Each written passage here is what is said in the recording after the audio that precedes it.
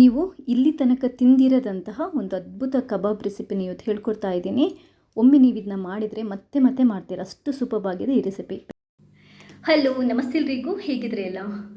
ತುಂಬಾ ವಿಧದ ಕಬಾಬ್ ರೆಸಿಪಿನ ನಾನು ಹಾಕಿದ್ದೇನೆ. ಬಟ್ ಇದೆಲ್ಲದಕ್ಕಿಂತ ಒಂದು ಭಿನ್ನವಾಗಿರುವಂತಹ ಪೆಪ್ಪರ್ ಚಿಕನ್ ಕಬಾಬನ್ನು ಇವತ್ತು ನಾನು ಹೇಗೆ ಮಾಡೋದು ಅಂತ ಹೇಳ್ಕೊಡ್ತಾ ಇದ್ದೀನಿ. ಈ ಥರ ಕಬಾಬ್ ನೀವು ಜನ್ಮದಲ್ಲಿ ತಿಂದಿರಲ್ಲ. ಒಂದ್ಸರಿ ನೀವು ಟ್ರೈ ಮಾಡಿದರೆ ಖಂಡಿತವಾಗ್ಲೂ ಪುನಃ ಟ್ರೈ ಮಾಡ್ತೀರಾ, ಅಷ್ಟು ಸೂಪರ್ ಆಗಿದೆ ಈ ರೆಸಿಪಿ ನೋಡಿ ಟ್ರೈ ಮಾಡಿ ಮರೆಯದೆ ನನಗೆ ನಿಮ್ಮ ಫೀಡ್ಬ್ಯಾಕ್ನ ತಿಳಿಸಿ. ಹಾಗೆಯೇ ಇಲ್ಲಿ ತನಕ ನೀವು ಯಾರಾದರೂ ನನ್ನ ಚಾನೆಲ್ಗೆ ಸಬ್ಸ್ಕ್ರೈಬ್ ಆಗಿಲ್ಲದಿದ್ದರೆ ಸಬ್ಸ್ಕ್ರೈಬ್ ಆಗಿ, ಯಾಕಂತಂದರೆ ನಾನು ಹಾಕುವಂಥ ಎಲ್ಲ ವೀಡಿಯೋಗಳನ್ನು ನೀವು ಮಿಸ್ ಮಾಡದೆ ನೋಡ್ಕೋಬೋದು. ಥ್ಯಾಂಕ್ಸ್ ಎಲ್ರಿಗೂ. ತುಂಬಾ ಸುಲಭ, ತುಂಬಾ ರುಚಿ ಈ ಚಿಕನ್ ಕಬಾಬ್. ಈ ಕಬಾಬ್ ಮಾಡಲಿಕ್ಕೆ ಅರ್ಧ kg ಚಿಕನನ್ನು ತಗೊಂಡಿದ್ದೇನೆ. ಇವಾಗ ಕಬಾಬ್ಗೆ ಒಂದು ಪೇಸ್ಟನ್ನು ರೆಡಿ ಮಾಡಬೇಕು.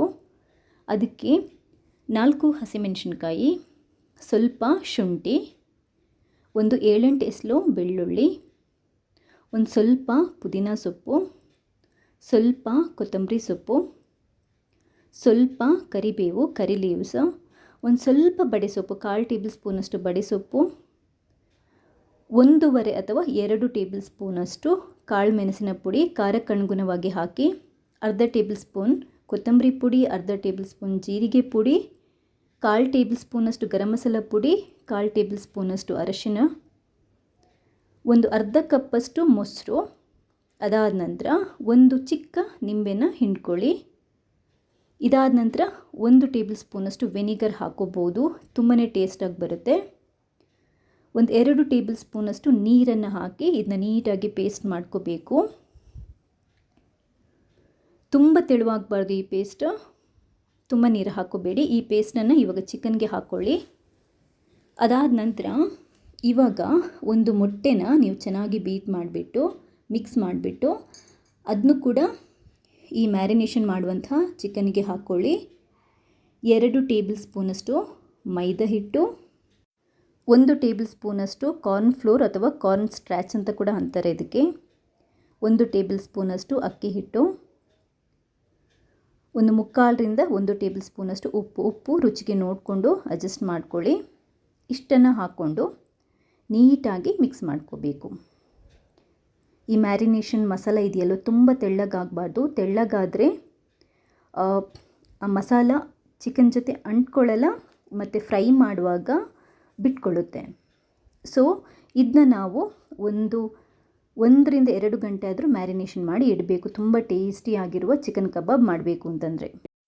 ಸ್ಟವ್ ಮೇಲೆ ಒಂದು ಬಾಣಲೆ ಇಟ್ಟು ಕುಕ್ಕಿಂಗ್ ಆಯಿಲನ್ನು ಹಾಕಿಬಿಟ್ಟು ಕಾಯಿಸ್ಕೊಳ್ಳಿ. ಮೀಡಿಯಮ್ ಫ್ಲೇಮ್ ಇಟ್ಟು ಚೆನ್ನಾಗಿ ಕಾಯಿಸ್ಕೋಬೇಕು. ಎಣ್ಣೆ ಚೆನ್ನಾಗಿ ಕಾದ ನಂತರ ನಾವು ಮ್ಯಾರಿನೇಟ್ ಮಾಡಿರುವಂತಹ ಚಿಕನ್ ಪೀಸನ್ನು ಒಂದೊಂದಾಗಿ ಹಾಕೋಬೇಕು.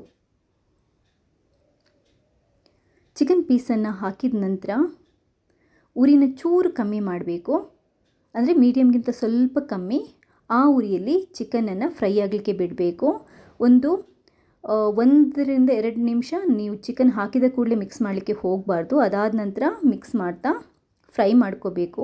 ಹಾಕಿದಾಗಲೇ ಸೌಟ್ ಹಾಕಿ ಮಿಕ್ಸ್ ಮಾಡಿದರೆ ಫುಲ್ ಅಂದರೆ ಮಸಾಲೆ ಎಲ್ಲ ಬಿಟ್ಕೊಳ್ಳುತ್ತೆ. ಆದ್ದರಿಂದ ನಾವು ಚಿಕನ್ ಫ್ರೈ ಮಾಡಲಿಕ್ಕೆ ಹಾಕಿದ ಕೂಡಲೇ ಸೌಟನ್ನು ಹಾಕಬಾರ್ದು.